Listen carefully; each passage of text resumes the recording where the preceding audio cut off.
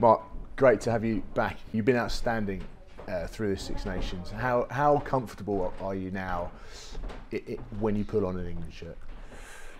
I think the beauty of playing in this England team is you've got so many quality players around you. It just frees you up to do your job. I take great confidence in that the coaches give you the backing to go and do what you do on a weekly basis for your club, and it's exciting. So with that combination of being free and excited, it makes it so much more enjoyable. And at the end of the day, you play to enjoy it, and that's what I've done over these last few games. And you changed your role last week against the Italians.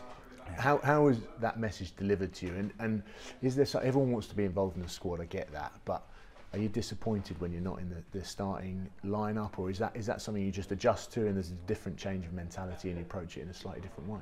Yeah, you've got to approach it a different way. I think the big thing is that it's a 23-man squad.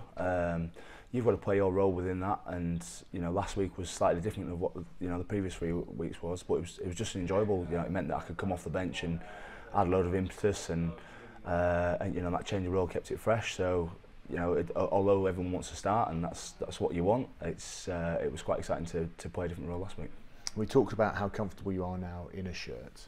From your first early tests, summer tours, then moving through the November tests, you're getting more and more involved. Now a brilliant Six Nations. Does your approach to each test match change, or does your feeling within the squad change as a player, and how involved you are in that squad?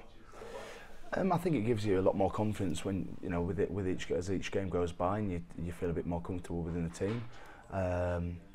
But no, at the same time, to put on an England shirt and have the privilege to do that is special every time. So I still get the same amount of nerves as I did with my first test, and that's a good thing. I guess. And like I said, it's a good thing, because you get so excited about it, and it's that thing that you want to go out and do your best. So yeah. And looking forward to this week. Scotland, they've lost the last 3. They've lost some important players in their back row, but they've got the likes of Hamish Watson coming back. 10 defenders beaten in 20 minutes, something ridiculous. How important is that battle of the back row? Obviously the breakdown's important in every game, but specifically against the Scotland side that have got some pretty tasty backs. Yeah, I think like you said, they've got their side with filled with quality players. We've got to make sure that we defend well, but we also, like you said, mentioned there that we're good at the breakdown as well. I know you mentioned obviously with every international game it's important, but it's something that we'll make sure that we're really hot on this week. But yeah, massive respect for what they're going to bring.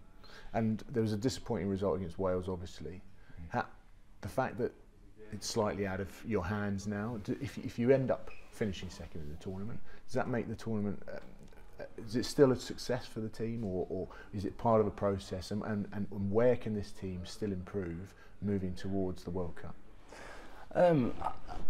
I think obviously we don't know what's going to happen on Saturday before our game, but we're fully focused on finishing the Six Nations strong, making sure that we put out a performance that we can then go and build on in the future. But most of all, finishing the tournament with a bang, and making sure that we show what we're capable of, and taking our performance to that next level.